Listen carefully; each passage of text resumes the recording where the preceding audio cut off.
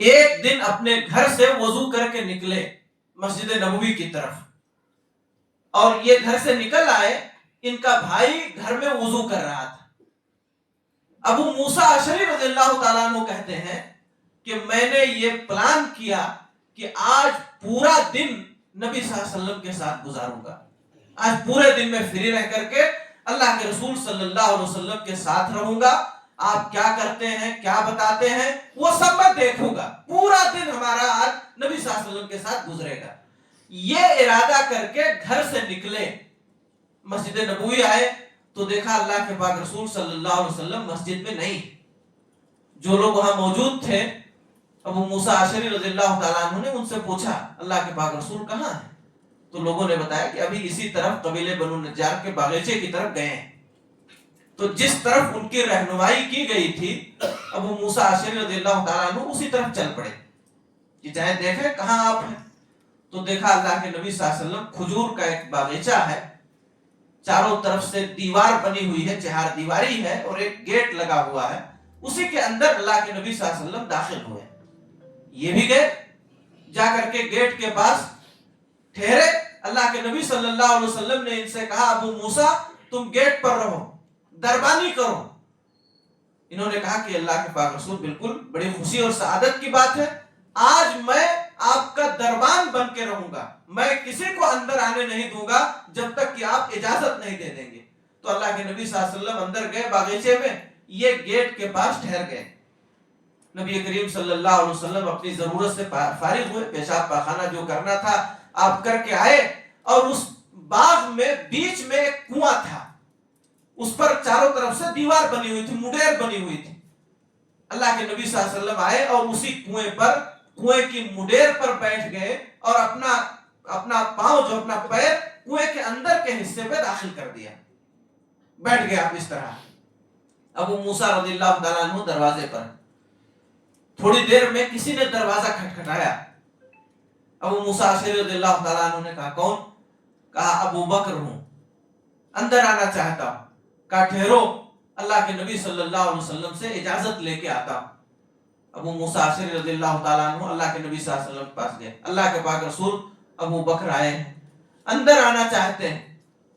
اللہ کے نبی صلی اللہ علیہ وسلم نے کہا ٹھیک ہے، جاؤ ان کو اندر آنے کی اجازت دے دو، وہ بشرہ بالجنہ، اور ان کو جنت کی بشارت دے دو۔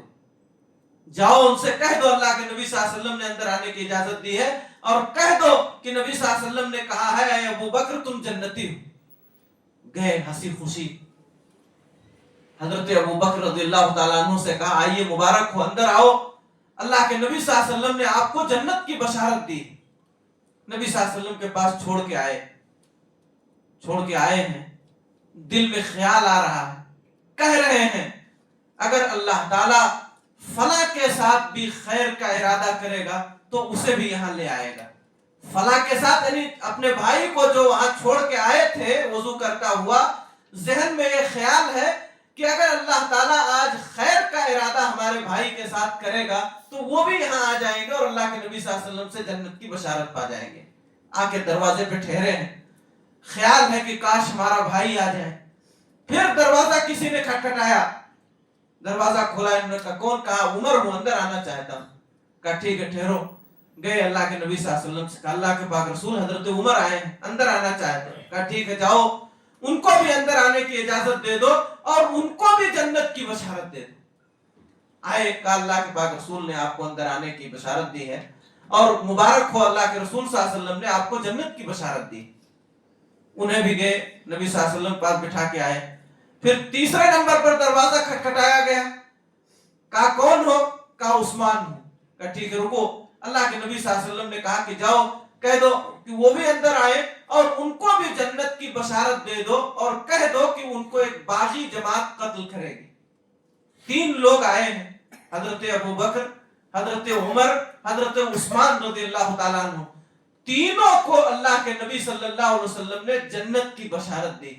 اب ابو موسیٰ اشعری رضی اللہ تعالیٰ عنہ پریشان ہے، یا اللہ آج اللہ کے نبی صلی اللہ علیہ وسلم بڑے اچھے موڈ میں ہیں، ہر آنے والے کو جنت کی بشارت دے رہے ہیں، ایک کاش میرا بھائی بھی آ جائے، اس وقت میرا بھائی بھی آ جائے اور اسے بھی اللہ کے نبی صلی اللہ علیہ وسلم جنت کی بشارت دے. کاش اب کے آنے والا, دروازہ کھٹکھٹانے والا کوئی اور نہیں میرا بھائی ہو جسے میں وضو بناتا ہوا چھوڑ آیا. کاش وہ بھی آ جائے اور اللہ کے نبی صلی اللہ علیہ وسلم کی زبانی جنت کی بشارت پا جائے. یہ ہمدردی اور یہ خیر خواہی ہے ان کے دلوں میں. خواہش یہ ہے کہ ہمارے بھائی کو جنت مل جائے. یہ بھائیوں کے تئیں یہ ہمدردی کا جذبہ ان لوگوں کے دلوں میں تھا. حضرات گرامی, ہماری اور آپ کی بھی سوچ ہونی چاہیے. ہم اگر کسی نیک عمل کی توفیق پا گئے ہیں تو ہمیں بھی چاہیے یا اللہ ہمارا بھائی بھی اس نیک عمل کی توفیق پا جائے. اگر کسی برائی سے ہم بچ گئے ہیں تو ذہن میں ایک خیال ضرور ہونا چاہیے یا اللہ ہمارا بھائی بھی اس سے بچا ہوا رہے. یہ ہمدردی اور یہ خیر خواہی اپنے بھائیوں کے لیے ہمارے دلوں میں ہونا چاہیے. تیسری چیز, اپنے بھائیوں کے لیے ہمیشہ دعا کرتے رہنا چاہیے. جب ہم اللہ تعالیٰ سے ہاتھ اٹھا کر کے کچھ مانگیں اپنے لیے, اپنے بچوں کے لیے, اپنے کاروبار کے لیے, تو اس دعا میں اپنے بھائی کو بھی شامل رکھیں. یا اللہ جس طرح ہمیں ہمارے بچوں کو تو نے کامیابی عطا کی ہے, ہمارے بھائی کو بھی کامیابی عطا کی. یہ اپنی دعاؤں میں اپنے بھائیوں کو شامل رکھنا چاہیے. اللہ کے نبی موسیٰ علیہ السلام اللہ تعالیٰ سے دعا کر رہے ہیں, اے اللہ رب اغفر لی ولأخی, یا اللہ مجھے بخش دے, میرے بھائی ہارون کو بخش دے. اکیلے کے لیے مغفرت کی دعا نہیں کی, یا اللہ مجھے بخش دے, میرے بھائی ہارون کو بخش دے. وادخلنا فی رحمتک, اے اللہ ہمیں اپنی رحمتوں میں داخل کر لے. تو اللہ کے جلیل القدر پیغمبر موسیٰ علیہ السلام اپنے بھائی کے لیے اللہ تعالیٰ سے دعا کر رہے ہیں. آپ دیکھیے, اپنے بھائیوں کے لیے دعا کی جائے, ان کے خیر کے لیے, ان کی بھلائی کے لیے. اللہ تعالیٰ نے قرآن میں بھی ہم کو یہ دعا سکھائی ہے. اگر ہم اللہ سے اپنی مغفرت کے لیے دعا کر رہے ہیں تو اپنے بھائیوں کے لیے یعنی عام مومنوں کے لیے بھی دعا کریں. ربنا اغفر لنا ولاخواننا الذين سبقونا بالایمان, اللہ ہمیں بخش دے, اے ہمارے رب ہماری مغفرت فرما اور ہمارے ان بھائیوں کی مغفرت فرما جو ہم سے پہلے جا چکے. اور آپ کو ایک حدیث سناؤں, نبی کریم صلی اللہ علیہ وسلم نے فرمایا ہے, جب بھی کوئی مسلمان اپنے بھائی کے لیے پیٹھ پیچھے دعا کرتا ہے تو اللہ تعالی اس کے پاس ایک فرشتے کو مقرر کر دیتا ہے. ایک فرشتہ اس کے پاس مقرر ہوتا ہے جو اس شخص کی دعا پر آمین کہتا ہے اور کہتا ہے اے اللہ اسے بھی وہی چیز عطا فرما. مثال کے طور پر ہم مسجد میں بیٹھ کر کے دعا کر رہے ہیں, اے اللہ میرے بھائی کو بخش دے, تو فرشتہ جو مقرر ہے وہ کہتا ہے آمین, اور اے اللہ وَلَكَ بِمِثْلِ, اس کے لیے بھی وہی چیز ہو جو یہ اپنے بھائی کے لیے مانگ رہا ہے, اس کے لیے بھی وہی چیز ہو. اگر ہم اپنے بھائی کی مغفرت کے لیے, اس کی بخشش کے لیے, اس کے کاروبار کی ترقی کے لیے دعا کر رہے ہیں تو ہم تو اپنے بھائی کے لیے دعا کر رہے ہیں. ہم انسان ہیں, ہم گنہگار ہیں, پتہ نہیں ہماری دعا قبول ہو نہ ہو, لیکن ہمارے لیے دعا کرنے والا اللہ کا فرشتہ ہے. ہم اپنے بھائی کے لیے دعا کریں گے اور ہمارے لیے اللہ کا فرشتہ دعا کرے گا. ہم کہیں گے اللہ میرے بھائی کو بخش دے, تو فرشتہ کہے گا اللہ اسے بخش دے. ہم اپنے بھائی کے بچوں کے لیے دعا کریں گے, فرشتہ ہمارے بچوں کے لیے دعا کرے گا. تو یہ انتہائی عجیب چیز ہے. اور میں آپ کو ایک قصہ سناؤں. خلیجی ممالک میں ایک اسکول کا قصہ ہے. ایک انتہائی مڈل کلاس کا ایک لڑکا جس کے گھر کا بیک گراؤنڈ بڑا پڑھا لکھا نہیں تھا, اس کے گھر میں کوئی بہت زیادہ پڑھے اڑے لوگ نہیں تھے. اس کے والدین کام کاج کرنے والے, تھوڑا موڑا پڑھے ہوئے. یہ ایک اسکول میں پڑھتا تھا. یہ لڑکا ہمیشہ پورے مدرسے میں پہلی پوزیشن حاصل کرتا تھا. پورے اسکول میں اس کا پہلا نمبر آتا ہے. اس اسکول میں پڑھانے والے جو ٹیچر تھے وہ انتہائی تعجب کرتے کہ بھئی نہ اس کا باپ بہت زیادہ پڑھا ہوا ہے, نہ اس کی ماں پڑھی ہوئی ہے, اس کا خاندانی بیک گراؤنڈ بہت زیادہ پڑھا لکھا نہیں ہے, یہ آخر اتنا اچھا کیسے ہے, اس کی اس تعلیمی ترقی کے پیچھے کون ہے. ایک مرتبہ ان لوگوں نے اس کے لڑکے کے والد کو بلایا اور بلا کر کے ان سے پوچھا کہ بھئی آپ تو بہت زیادہ پڑھے لکھے نہیں ہیں، آپ کے گھر میں بھی بہت زیادہ پڑھی لکھی نہیں ہے، آپ کا خاندانی بیک گراؤنڈ بھی کوئی بہت زیادہ پڑھے لکھے لوگوں کا نہیں ہے، آپ کا لڑکا یہ ہمیشہ پہلی پوزیشن یا پہلا نمبر کیسے لاتا ہے؟ اس کے پیچھے کیا ریزن ہے، سبب کیا ہے، کچھ بتائیں گے؟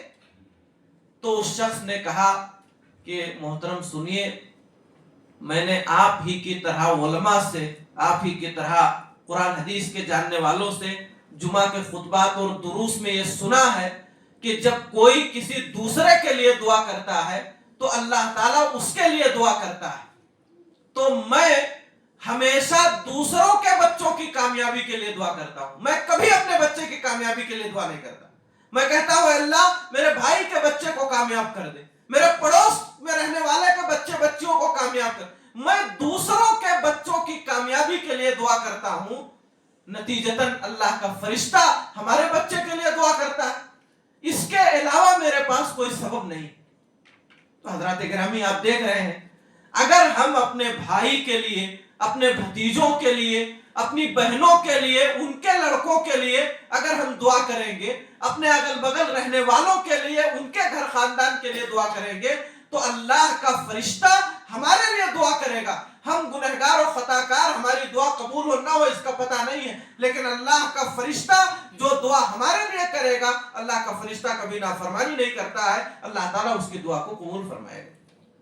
تو اس لیے جب کبھی بھی ہم اپنے لیے، اپنے بچوں کے لیے، اپنے گھر کے لیے، خاندان کے لیے دعا کریں تو اس میں اپنے بھائیوں کو، اپنے بھائیوں کے بچوں کو ضرور شامل کریں۔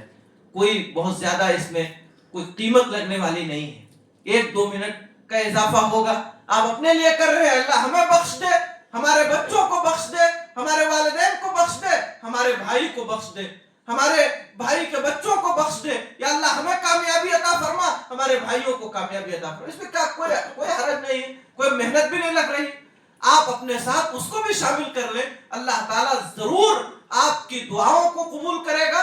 آپ اگر اپنے بھائیوں کے لیے دعا کر رہے ہیں تو اللہ تعالیٰ اس دعا کے نتیجے میں آپ کو بھی کامیابی عطا فرمائے گا۔ تو تیسری بات یہ ہے کہ اپنے بھائیوں کے حق میں ہمیشہ دعا کی جائے۔ اسی طرح چوتھی چیز یہ ہے کہ اپنے بھائیوں کی ضرورتوں کو پوری کرنے کے لیے ہم سے جو بن پڑے کوشش کرنی چاہیے۔ ہماری جو وسعت اور طاقت ہے، اپنی وسعت اور طاقت بھر اپنے بھائیوں کی ضرورتوں کو پوری کرنے کی کوشش کریں۔ اللہ کے نبی صلی اللہ علیہ وسلم نے فرمایا ہے، من کان فی حاجت اخی کان اللہ لہ فی حاجتہ، جو شخص اپنے بھائی کی ضرورت پوری کرنے میں لگا رہتا ہے، اللہ تعالیٰ اس کی ضرورت پوری کرنے میں لگ جاتا ہے۔ جو شخص اپنے بھائی کی ضرورت پوری کرنے میں لگ جاتا ہے، ہمارا بھائی پریشان ہے، اس نے دعوت کی ہے، اس کو افراد کی ضرورت ہے، آپ پہنچ گئے، اس کے ہاں کوئی اور ضرورت ہے، اس کی ضرورت کو پورا کرنے کے لیے آپ چلے گئے، تو ہم اور آپ اپنے بھائی کی ضرورت پوری کرنے کے لیے گئے ہیں، اللہ تعالیٰ ہماری ضرورت کو پورا کرے گا۔ یہ اللہ کے نبی صلی اللہ علیہ وسلم نے فرمایا، جو اپنے بھائی کی ضرورت پوری کرنے میں لگا رہتا ہے، اللہ تعالیٰ اس کی ضرورتوں کو پوری کرنے میں لگ جاتا ہے۔ اور اس سے بھی واضح انداز میں ایک جگہ کہا گیا ہے، واللہ فی عون العبد ما کان العبد فی عون اخیہ، اللہ تعالیٰ بندے کی مدد میں لگا رہتا ہے جب تک کہ بندہ اپنے بھائی کی مدد میں لگا رہتا ہے۔ اگر ہمارا بھائی ضرورت مند ہے، کسی بھی طرح کی ضرورت اسے ہے اور وہ ضرورت ہم پوری کر سکتے ہیں، اس کو مال کی ضرورت ہے اور اللہ نے ہمیں نوازا، ہم اس کی ضرورت پوری کر دیے، اسے افراد کی ضرورت ہے، ہم جا کر کے ٹھہر گئے، اسے اور کسی چیز کی ضرورت ہے اور وہ ضرورت ہمارے ذریعے سے پوری ہو سکتی ہے، ہم اپنے بھائی کی ضرورت پوری کرنے کے لیے گئے ہیں، تو اللہ تعالیٰ ہماری ضرورتوں کو پوری کرنے میں لگ جائے گا، اپنی ساری مخلوقات کو ہماری ضرورتوں کی تکمیل کے لیے اللہ تعالیٰ لگا دے گا۔ تو حضرات گرامی، ہماری اور آپ کی یہ کوشش ہونی چاہیے کہ ہم اپنے بھائیوں کی ضرورت کو پوری کرنے میں لگے رہیں، کوشش کریں ہم جتنا ہم سے ہو سکتا ہے۔ اسی طرح ہم اپنے بھائیوں کے گھر آئے جائیں. رشتے ناتے کو بچانے کا، رشتوں کو سنبھالنے کا ایک بڑا اہم ذریعہ ہے. ہم 10 منٹ کے لیے جائیں، لیکن جائیں اپنے بھائی کے گھر، اپنی بہنوں کے گھر جائیں، رشتے کو سنبھالیں. ہم سے جو ہو سکتا ہے ہم ہدیہ تحفہ دیں، اس سے محبت بڑھے گی. آج سوشل میڈیا کا زمانہ ہے جس کی وجہ سے رشتے بہت دور ہوتے چلے جا رہے ہیں. ہم جب یہ موبائل ہندوستان میں آیا تھا، اس نے ایک نعرہ دیا تھا، کر لو دنیا مٹھی میں. جی، ایک نعرہ دیا گیا تھا. ریلائنس موبائل جب لانچ ہوا تھا تو اس نے کہا تھا کہ کر لو دنیا مٹھی میں. دنیا ہماری مٹھی میں آئی، ہم بہت قریب ہو گئے سوشل پلیٹ فارم پر، لیکن رشتوں سے بہت دور ہوتے چلے گئے. آج سے 20-25 سال 30 سال پہلے آپ دیکھیں گے تو لوگ اپنے رشتہ داروں کے ہاں جاتے تھے، 1 روز 2 روز 3 روز رہتے تھے، اور ہر رشتہ دار کی خواہش ہوتی تھی کہ ہمارا رشتہ دار ہمارے یہاں آئے. محبت تھی، الفت تھی لوگوں کے درمیان. لوگ ایک دوسرے کے گھر جاتے تھے، رہتے تھے، ان کی خیریت دریافت کرتے تھے، ان کے گھر رہ کر کے آتے تھے. آج بڑی مشکل سے ایک آدھ فون کر لیا جاتا ہے. قریب میں اسی شہر میں ہمارا بھائی ہے، ہماری بہن ہے، توفیق نہیں ہوتی مہینہ بھر کے ہم چلے جائیں ان کے گھر. اور دور اگر ہو گئے ہیں تو سال بھر نہیں جاتے ہیں. حضرات گرامی، اس سے رشتے ٹوٹتے ہیں، اس سے رشتوں میں درار آتی ہے. ہمیں اپنے بھائیوں، اپنے بہنوں، دیگر رشتوں کا احترام کرتے ہوئے ان کے ہاں جانا چاہیے. خاص طور سے جو خاص مناسبات ہیں، عید کا موقع ہے، بقرعید کا موقع ہے، کوئی شادی کا موقع ہے، کوئی اور فنکشن ہے ہمارے یہاں، ضرور اس میں اپنے بھائیوں کو شریک کرنا چاہیے اور ان کے پروگراموں میں ہمیں شریک ہونا چاہیے. یہ ضروری ہے. یہی تو محبت کو بڑھانے کا اور یہی تو رشتوں کو سنبھالنے کا ذریعہ ہے. اللہ کے نبی صلی اللہ علیہ وسلم نے فرمایا ہے، آپس میں ایک دوسرے سے سلام کرو، اس سے تمہارے درمیان محبت بڑھے گی. ایک دوسرے کو ہدیہ تحفہ دو، اس سے تمہارے درمیان محبت بڑھے گی. ہم اپنی بہن کے یہاں جائیں گے، 1-2 kg مٹھائی لے کر کے چلے گئے، تھوڑا سا ہدیہ اور تحفہ اس کے لیے لے کر کے چلے گئے، اس کا دل بہت بڑا ہو جائے گا، بہت خوش ہو جائے گی آپ کو دیکھ کر کے. اسے وہ یہ غم نہیں رہے گا کہ اب ہمارے باپ دنیا میں نہیں ہے، ہمارا بھائی باپ کی جگہ پہ ہے، وہ آ گیا ہے، آتا رہے گا. بہت خوش ہوتی ہیں ہماری بہنیں، بہت خوش ہوتے ہیں ہمارے بھائی جب ہم ان کے ہاں جاتے ہیں اور آتے ہیں. یہی رشتوں کو چلانے کا ذریعہ ہے. تو حضرات گرامی، بھائی کا جو رشتہ ہے یہ بڑا مقدس اور بڑا عظیم رشتہ ہے. اس رشتے کے تئیں ہمیں ہمدرد اور بے خواہ ہونا چاہیے اور اس رشتے کو سنبھالنے کی ہر ممکن کوشش کرنی چاہیے. آج سوء اتفاق کہ اس رشتے کے درمیان وہ چیز نہیں پائی جاتی جو پائی جانی چاہیے. اس رشتے کے درمیان وہ محبت اور وہ الفت جو شریعت چاہتی ہے، بہت حد تک وہ الفت و محبت نہیں پائی جا رہی. ہمیں اور آپ کو کوشش کرنی چاہیے اعادہ کی اور پھر سے اس رشتے کو برقرار رکھنے کی. اللہ تعالیٰ سے دعا ہے بار الہ ہم تمام لوگوں کو اس رشتے کی عظمت کو، اس کے تقدس کو سمجھنے کی توفیق عطا فرمائے. اپنے بھائیوں کے لیے اپنے دلوں میں الفت و محبت پیدا کرنے کی توفیق عطا فرمائے. ان کی خیر خواہی اور ہمدردی کرنے کی توفیق عطا فرمائے. اللہ تعالیٰ ہمیں اپنے بھائیوں اور بہنوں کی ضرورتوں کو اپنی طاقت پر پورا کرنے کی توفیق عطا فرمائے. مولا کریم ہم سب کو نیک عمل کی توفیق عطا فرما، ہر طرح کے گناہوں سے بچنے کی توفیق عطا فرما. جو بھی نیک اعمال ہم سے ہوئے ہیں اے اللہ انہیں قبول فرما لے. الہ العالمین ہمارے گناہوں کو معاف فرما دے. اے اللہ ہم گنہگار و خطاکار ہیں، تیرے دربار میں آئے ہیں، تو ہی معاف کرنے والا ہے، ہم تجھ سے معافی کے طلبگار ہیں. اے اللہ ہمارے گناہوں کو معاف فرما دے. اے اللہ ہماری خطاؤں کو معاف فرما دے. الہ العالمین ہر چھوٹی بڑی ظاہری باطنی غلطیوں کو معاف فرما دے. الہ العالمین ہم نے اس ماہ مبارک میں جو بھی تھوڑی بہت نیکیاں کی ہیں اے اللہ اسے قبول فرما لے. ہماری نیکیوں کو ہماری دنیا اور آخرت کی کامیابی کا ذریعہ بنا دے. جو بچے ہوئے ایام ہیں اس میں کثرت سے اپنا ذکر کرنے کی، ہمیں توبہ کرنے کی، اپنے گناہوں پر نادم و شرمندہ ہو کر کے آنسو بہانے کی توفیق عطا فرما. الہ العالمین ہم میں سے جو بیمار ہم نے شفا عطا فرما، ان کی بیماریوں کو ان کے گناہوں کے خاتمے کا ذریعہ بنا دے.